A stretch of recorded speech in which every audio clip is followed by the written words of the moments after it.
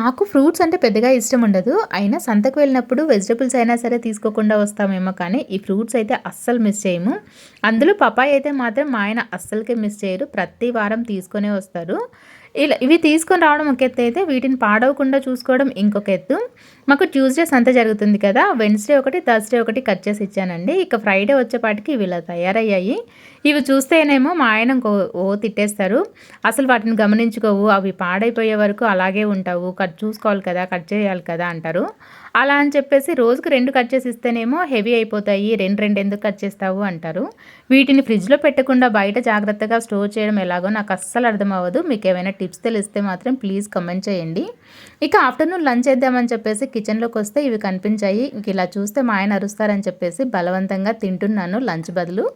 నేను ఫ్రూట్స్‌లో కొంచెం బాగా తినేది అంటే బనానా, ఈ పప్పాయే. ఎంత ఇష్టమైనా సరే ఇలా బలవంతంగా తినాలి అంటే కొంచెం కష్టమే కదా!